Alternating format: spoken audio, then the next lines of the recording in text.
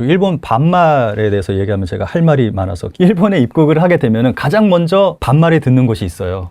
입국 심사할 때. 요 전에 일본인들 뭐 예의 바르다 이렇게 생각하시는 분들이 계시는데 그게 아닐 수도 있습니다. 보통 뭐 일본에 여행 잠깐 그냥 며칠 다녀오신다면은 이걸 못 느낄 수도 있습니다.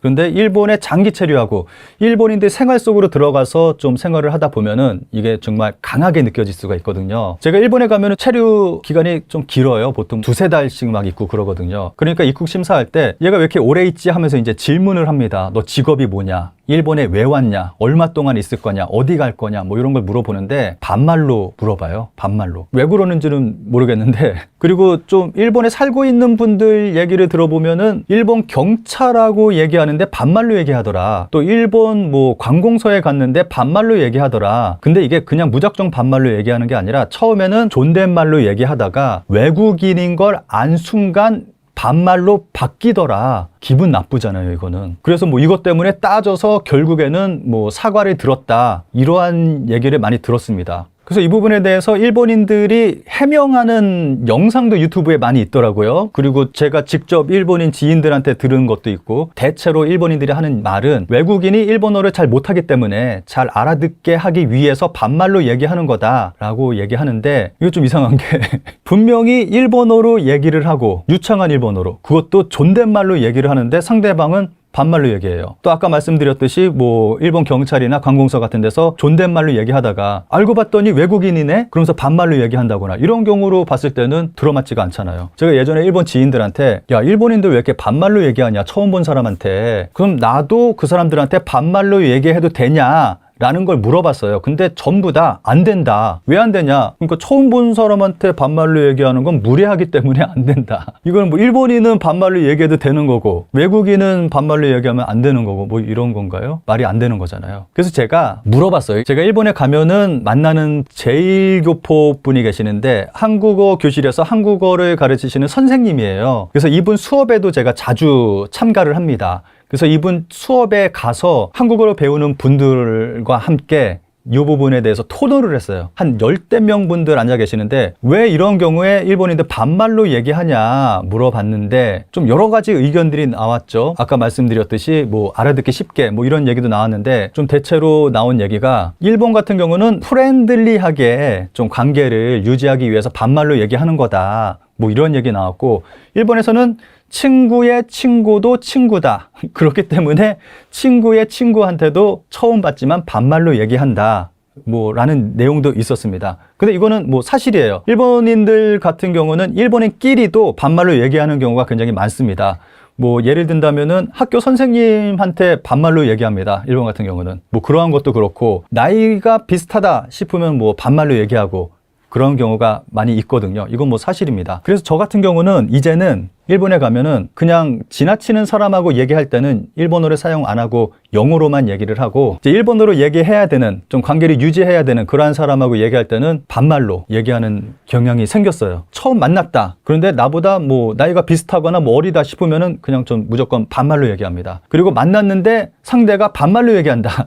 그럼 저도 반말로 얘기합니다. 대처법이 일본에 가셨을 때는 영어 사용하시면 됩니다. 제가 유튜브에서 여행 일본어 뭐 이런 영상들을 좀 봤거든요. 일본에 갔기 때문에 일본 여행 가니까 뭐 일본어 공부한다 뭐 이런 걸 좀 봤는데 공부하실 필요 없습니다. 그냥 영어 쓰시면 돼요. 영어를 쓰는 게 오히려 더 좋은 대접을 받을 수가 있습니다. 그냥 영어 쓰시면 되고 아니면 좀 일본에서 관계를 유지해야 된다 싶으면은 반말로 얘기하면 반말로 존댓말로 얘기하면 존댓말로 뭐 이렇게 대응을 하시면 좋을 것 같습니다.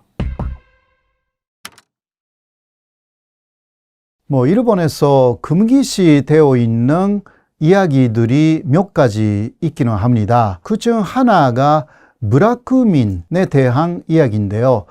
브라크라는 것은 이것은 보통 사회에서 조금 떨어진 데에 살고 계시는 분들인데 이런 분들은 주로 가축을 도살하는 그러한 직업을 역사적으로 쭉 갖고 오신 분들입니다. 한국에서도 백종이라고 했죠. 일본에서는 브라크민이라고 하면서 사실 역사적으로 짐승을 죽인다라는 면에서 멸시의 대상이었던 것입니다. 예를 들면 소고기를 파는 직업이다 라고 하면 그 집의 아이들은 우리 집이 그런 집이다 라는 이야기를 주변 사람들한테 되도록 말하지 않습니다. 이거는 역사적인 멸시의 시선이 아직 남아있기 때문입니다. 옛날에는요, 호적조사라든가 그것을 하면 금방 누가 무라크민의 후손인가 그 알 수가 있었거든요. 그러나 차별이 너무 심해서 이 차별이 예를 들면 결혼식을 할 때 어느 쪽인가가 무라크민이다, 그 출신이다, 그렇게 되면 결혼 자체가 이게 파혼이 되는 경우가 꽤 있었습니다. 현재는 많이 거기서 좀 벗어나고 있기는 하는데요. 일본 정부가 호적을 볼 수 없게 했습니다. 예를 들면 입사할 때라든가 어느 정도의 호적 등본이라는 게 있잖아요. 그것을 제출을 했거든요. 지금은 그것이 금지가 됐습니다. 일본 안에서. 그거는 1990년대 초부터 굉장히 오랜 기간 걸렸잖아요. 그러나 지금도요, 어딘가에는 누가 무라크민이었는가라는 것을 기재한 책자가 있다라든가 뭐 이런 이야기들이 있습니다. 그런 것이 비밀리에 유통되고 있다라든가 이런 이야기가 없지 않아 있습니다. 상당히 안 좋은 그 차별 문화라고 할 수밖에 없습니다. 그리고 비공식적인 통계이기는 하지만 일본에 300만 명 정도 무라크민 출신 사람들이 있다, 이런 이야기가 있습니다. 그곳은 일본의 전체 인구의 2%를 조금 넘는 100명 있으면 2명이나 3명 정도는 무라크민 출신이다. 그래서 일본에서는요, 무라크민이라고 하면 지금도 차별을 받고 있다. 그러니까 지금은 표면에 나타나지 않도록 그렇게 하고 있는 것입니다. 예, 또 그 일본인들이 이야기를 하지 않았던 부분은 일왕가에 대한 이야기입니다. 물론 그 일왕이 사람들 앞에 나타나서 이야기를 하거나 그러한 공개된 부분은 이야기해도 전혀 문제가 없습니다. 그러나 일본인들이 특히 말을 하지 않았던 부분은 스캔들이죠. 일왕가라고 해서 스캔들이 없는 게 아니지 않습니까? 그래서 일본에서는 군내정이라는 것을 일본 정부 안에 만들어 가지고 일왕가를 보좌하는 부처가 있는 것입니다. 그래서 그 부처에 여러 업무가 있습니다만은 굉장히 중요한 하나는 뭔가 문제가 생겼을 때 언론을 차단하는 거죠. 언론 보도가 되지 않도록 하는 거, 이것이 굉장히 중요한 군내정의 역할이라고 할 수가 있습니다. 그래도 요새는 이러한 부분이 조금씩 풀리고 있습니다. 왜냐하면 현재 일왕 나루히토의 동생이 있거든요. 그 동생의 아이들이 셋이 있는데요. 여자아이가 둘, 곤주가 두 사람, 그리고 만내는 완자가 되는 거죠. 그런데 이 가장 위에 곤주, 마코 곤주는 대단히 자유를 좋아해 가지고요. 보통 일본 왕가에서는 가는 학교는 일정하게 정해져 있었습니다. 유치원, 초등학교, 중학교, 고등학교, 대학까지. 에스카레이터식으로学習院라는 데가 왕가가 가는 대학교였는데 그것을 깬 거예요. 역사상 처음으로 말하자면 아이들이 가고 싶은 대학에 가게 했습니다. 나루히토 일왕의 동생이 굉장히 자유사상을 갖고 있었다라고 할 수가 있죠. 그러니까 마코가 국제 기독교 대학으로 가요. 그 안에서 연애도 많이 해요. 그러니까 마코라는 곤주가 이러한 사람이다 라는 것이 더 소문으로 나오잖아요. 그것을 맞는데 그 군내전 사람들이 굉장히 노력을 합니다. 그리고 결혼할 때 왕가에 어울리지 않는 사람하고 결혼하는 약속을 먼저 해버리는 거예요. 상당히 그러니까 자유로운 정신을 갖고 있는 그러한 마코 곤주, 이미 결혼했지만 굉장히 많은 사람들이 반대를 했습니다. 그래도 막을 수는 없었죠. 저는 박수를 보내고 싶은데요. 이런 것은 빈산에 이르가게 불과합니다. 다른 부분에서요, 이르왕가에 대해서 아는 것이 없어요. 일본인들이. 나루히토 이르왕, 그 전도 알죠. 그리고 나루히토 이르왕의 부인 마사코, 그 마사코가 또 아이를 여자아이만 낳았거든요. 아이코라는 지금 완녀가 되는 거잖아요. 그런데 아이코하고 마사코, 어머니 마사코에 대해서도 굉장히 비판이 있었습니다. 왜 남자아이를 낳지 않았냐라는 아주 비합리적인 그러한 비판이 많이 쏟아졌어요. 왜냐하면 이르왕은 남성이 아니면 안 되기 때문입니다. 그래서 지금은 다음 이르왕은 나루히토의 딸이 아니다. 그래서 톤센의 아이가 아들이기 때문에 그쪽으로 간다. 이러한 이야기가 되어 있어가지고 여기에 대해서도 왕가 내부에서는 완전히 뭐라고 하지 않습니다.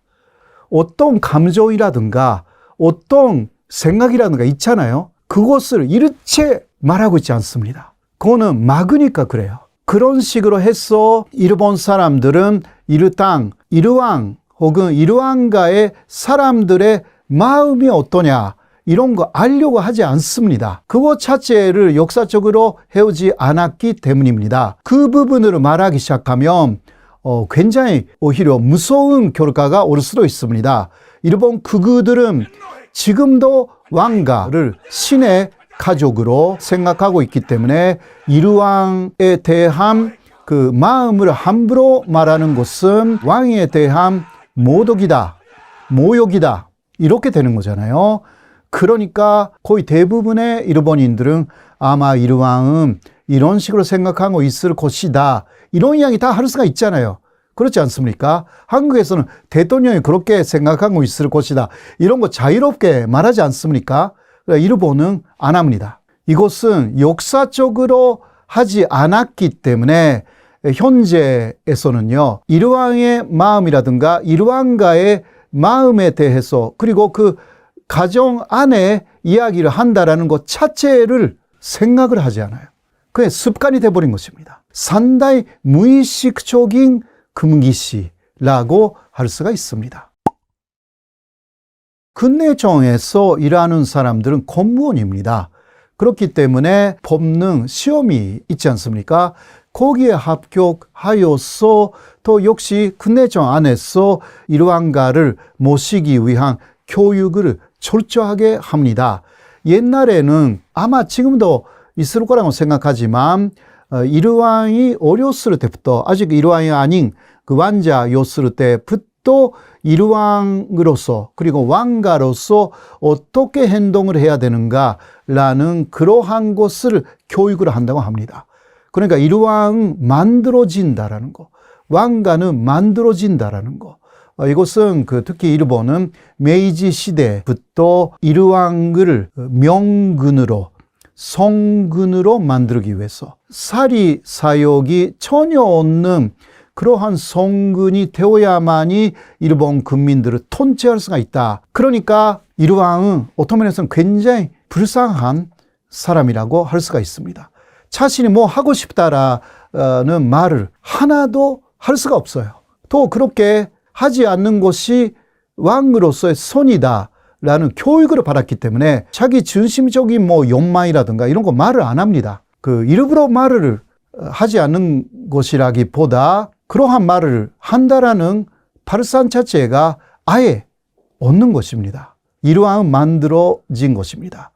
그래서 하나 마지막에 말씀을 드리면요. 아키히토 이르왕이 이러한 마지막에 이런 이야기를 합니다. 나는 빨리 양위하고 싶다. 보통 이르왕은 양위하지 않습니다. 죽을 때까지 왕이에요. 그러나 아키히토가 나는 양위하고 싶다. 그런 이야기를 했습니다. 그것을 들은 일본 사람들이 깜짝 놀랐어요. 자신의 욕망을, 희망을 처음으로 입으로 말했다라는 이야기죠. 그렇게 해서 일본 전체가 그때는 놀랐어요. 그런 희망이 있었구나 라고 해서 일단 양위하는 데 성공하기는 했습니다. 이유는 이대로 가면 자신이 건강도 나쁘고 그러니까 마지막 왕으로 있다 하더라도 누워 있어야 된다. 그리고 또 지금 그 세자 자리에 있는 나루히토는 계속 늙어 간다. 그러니까 빨리 양위하고 싶다. 그러한 것도 일본인의 눈으로는 굉장히 놀라운 일이었습니다. 그만큼 이러한 자체가 모든 면에서 숨겨져 있고 그리고 이러한에 대해서 여러 가지 이야기를 하는 것 자체가 금기시되어 있다라고 할 수가 있는 것입니다. 네, 일본에서 또 금기시되어 있는 이야기 중 하나가 야쿠자에 관한 이야기입니다. 한국에서는 폰요페라고 하지 않습니까? 그거 왜 금기시되어 있는가라고 하면 역시 좀 무섭다라는 부분도 없지 않아 있습니다. 어떤 보복을 받는지 모르지 않습니까?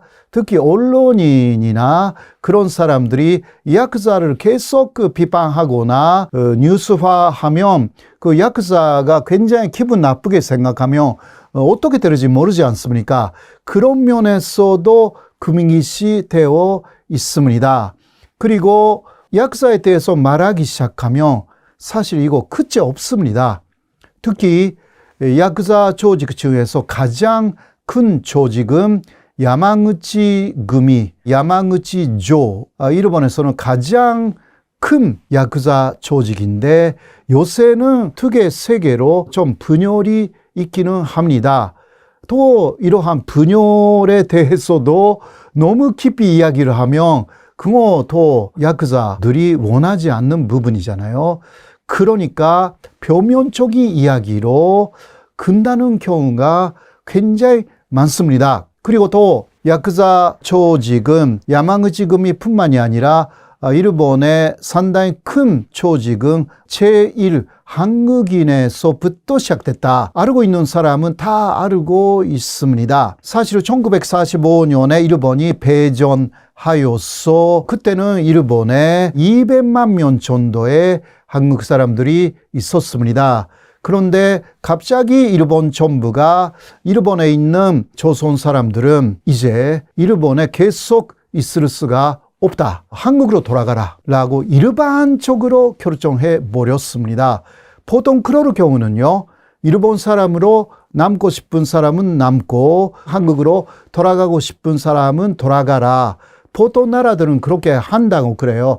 그러나 일본은 패전의 혼란 속에서 모든 한국 사람을 한꺼번에 한국으로 귀국시키려고 무리수를 든 것이었습니다. 그래서 그때까지 일단 표면적이라고 해도요. 일본 국적을 갖고 있었던 사람들이 이제 일본 국적자가 아니게 되었기 때문에 지금 일본 국적자였다 아니었다 이러한 논란이 있기는 하잖아요. 그 부분에 대해서는 다르게 이야기를 해야 돼요. 완벽한 일본 국적자는 아니었거든요. 왜냐하면 권리를 주지 않았기 때문에 선거권이라든가 이런 거 없었고요. 사법적인 권리도 없었어요. 일본인을 고소할 수 있는 그러한 권리 자체가 없었습니다. 일본인을 고소하면 오히려 경찰이 한국 사람으로 데려갔죠. 네, 이것도 마음대로 한 거예요. 단시 한국으로 그냥 가라 라고 한 것입니다. 그래서 어떻게 됐냐? 일본이라는 국적이 없어졌기 때문에 취업도 못하게 됩니다. 그래서 힘이 있는 단시 제일 한국인들은 살기 위해서 폰요페 조직을 만들기 시작한 것입니다. 그래서 이런 부분도 말하기가 상당히 거리는 부분이죠, 사실. 그리고 또 야쿠자의 하나의 원칙이 있습니다. 야쿠자가 아닌 사람을 해치거나 사기를 치거나 그런 것을 하지 않는다. 야쿠자는 야쿠자끼리 하는 것이 옳다. 이러한 생각이 좀 있어요. 요새는 조금 그게 범위가 넓어졌어요. 왜냐하면 요새 야쿠자들은 회사 갖고 있기 때문에 보통 사람들이 볼 때 야쿠자인지 어떤지는 조금 들어가지 않으면 몰라요. 그렇기 때문에 보통 회사니까 다른 회사하고 거래를 하죠. 그러나 야쿠자들이 하는 그 행동, 그러니까 상대를 좀 해치거나 이런 것은 야쿠자가 아닌 사람들은 절대 하면 안 된다라는 원칙이 있었습니다.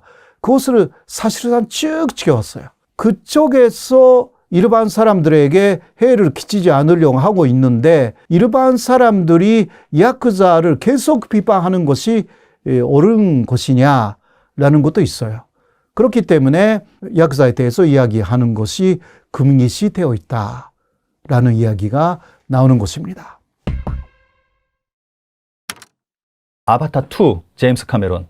거기에 보면은 1포라는 게 나와요. 고래포경 배에 1포, 일본 포경, 이러한 한자로 그 완전히 뭐 타겟을 한 거라고 볼 수도 있겠죠. 이것 때문에 일본에서 정말 크게 논란이 됐습니다. 그 다음에 제임스 카메론과 함께 아바타 2 제작진이 일본에 이제 홍보하러 갔는데 그 홍보 장소가 돌고래 쇼 장소에 초대를 했어요. 이게 얼마나 큰 신뢰냐 하면은 제임스 카메론 감독 같은 경우는 해양 매니아입니다. 다들 잘 아시겠지만 바다를 정말 사랑하고 그래서 막 잠수함 타고 바다 내려가고 막 조사하고 막 그러잖아요. 뭐 그런 사람한테 돌고래 쇼를 보여줬다? 굉장히 큰 신뢰죠. 제임스 카메론 감독 같은 경우는 뭐 어비스나 뭐 타이타닉 같은 작품을 보면은 정말 바다를 사랑하고 바다에 대해서 정말 큰 관심을 가지고 있다라는 거를 알 수 있는 그런 작품이잖아요. 그런데 그런 사람한테 해양 환경에 정말 큰 관심을 가지고 있는 사람한테 우리나라는 돌고래쇼 사라졌잖아요. 그런데 일본은 아직 하고 있고 좀 많이 욕을 먹었죠. 일본이 그것 때문에. 일본이 2019년인가 그 세계 포경위원회를 탈퇴했어요. 아베 때. 그래서 맘 놓고 마구잡이로 고래를 잡고 있거든요. 근데 그 일본 포경의 천적이라고 말할 수 있는 게 시셰퍼드입니다. 그 사람들이 좀 과격하게 운동을 하거든요. 창시자가 왓슨이라는 사람인데 일본이 봤을 때 이 왓슨은 눈엣 가시 같은 사람이잖아요. 그래서 이 사람을 적색 수배령을 내렸습니다. 인터폴에. 전 세계적으로 이 사람을 잡아라. 그랬는데 이 사람이 잡혔어요. 그린란드에서 최근에. 이것 때문에 난리가 났습니다. 이 사람을 일본으로 인도를 하느냐 마느냐 뭐 이러한 얘기가 나오고 있고 일본 쪽에서는 당연히 우리 쪽에 인도를 해야 된다. 이런 얘기가 나오고 있고 그래서 유럽을 중심으로 왓슨 석방 운동이 벌어지고 있습니다. 그래서 뭐 만 몇천 명이 모이는 집회도 갖고 하면서 좀 유럽 쪽에 뭐 브리지트 바르도 다들 잘 알고 계시는 한국과도 인연이 깊은 뭐 이런 사람들 막 연합해가지고 막 석방 운동하고 또 이게 헐리우드까지 넘어갔어요. 그래서 헐리우드에 대표적으로 방금 언급해드린 제임스 카메론이 빠지면 안 되겠죠. 제임스 카메론 감독을 비롯해서 피어슨 브로스넌 뭐 이런 사람들까지 연합을 해서 왓슨 석방 운동을 벌이고 있습니다. 그와 동시에 일본을 비난하는 목소리도 높아지고 있고요. 일본에서는 아무래도 뭐 당연히 범죄자는 일본에 들어와서 심판을 받아야 된다 이런 반응이죠. 이게 예전에 곤 회장하고도 좀 오버랩 되는 게 있잖아요. 곤 회장 일본에 잡혀가지고 정말 힘들게 탈출했잖아요. 좀 이런 부분 보면은 그 당시하고 좀 비슷한 그런 상황이 연출되고 있는 것 같습니다.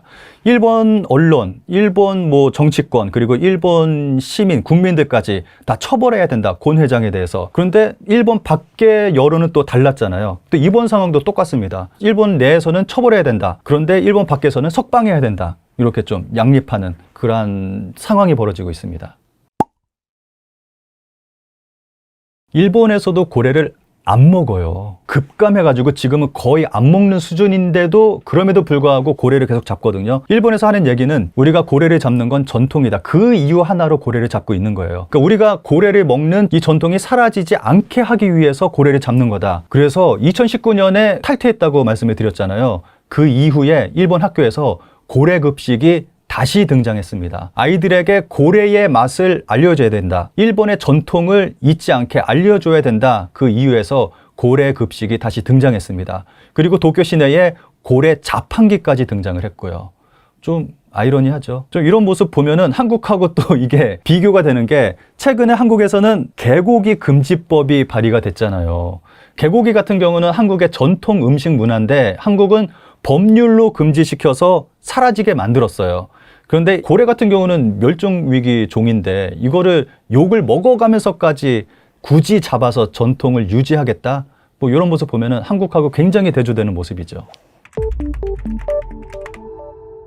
일본 집으로 들어가면요. 먼저 화장실하고 욕조라든가 샤워실이 완전히 구별되어 있어요. 그거는 한국하고 조금 다르죠. 한국은 샤워실하고 바로 옆에 혹은 같은 공간에 화장실이 있는 경우가 굉장히 많습니다. 그러나 일본은 그런 것은 구별하고 있습니다. 그리고 욕조가 기본적으로 있는 것이 일본 집입니다. 욕조에 들어가서 하루에 피로를 날린다라는 게 일본의 전통적인 그 목욕 문화입니다. 그래서 욕조가 있는 곳을 선호하는 일본인들이 굉장히 많은 것입니다. 그런데 일본의 고민은 도시에 가면 땅이 좁습니다. 그래서 공간을 아주 효율적으로 사용하기 위해서 화장실에 변기가 있는데 거기에 또 세면대가 붙어 있는 그러한 화장실 문화라는 것이 생긴 것입니다. 이거 그러니까 아까 이야기했듯이 또 욕조도 만들어야 되고 공간을 많이 차지하기 때문에 화장실은 그냥 들어가서 조금 편하지 않아도 일당 볼 일을 볼 수 있으면 괜찮은 것이기 때문에 그 정도의 아주 좁은 공간으로 화장실을 만드는 그런 맨션이나 아파트, 단독주택들이 많습니다. 그래서 화장실에 들어가서 왜 이렇게 좁아? 이런 식으로 놀랄 한국 분들이 있으실 것입니다. 일본 사람들은 어떻게 좁은데 사람이 살 수 있게 만드느냐라는 것을 항상 생각하는 그 사람들이 많기 때문에 그러한 화장실도 생긴다라고 말씀드릴 수가 있습니다. 그 일본은 뭐 G7에 들어가고 선진국인데 그런 흡연 문화에 대해서는 대단히 후진적이에요. 미국만 가도 지금 길거리에서 담배 흡연하는 거 금지하는 주가 많잖아요. 일본은 길거리에서 흡연하는 것은 금지가 되었는데 음식점에 들어가면 거의 흡연이 허용되는 흡연석하고 또 금연석이 있기는 해요. 나눠져 있는데 자리만 나눠져 있는 것 뿐이지 뭐 간막이 있는 것도 아니고 한국은 흡연석은 완전히 그 유리창으로 그렇게 둘러싸여 있어가지고 거기서 사람들이 흡연하지 않습니까? 금연석이 훨씬 많잖아요. 한국은요. 그러나 일본은 자리만 그렇게 구별되어 있고 간막이나 유리창이 없어요. 이게 무슨 소용이 있습니까? 그래서 저도 일본에 가서 음식점에 들어가서 너무 흡연하는 사람들이 많으면 그냥 나와 버립니다. 이게 한국 분들은 특히 여성분들은 굉장히 그런 것을 불편하게 느끼는 분들이 많다고 그렇게 알고 있습니다. 일본은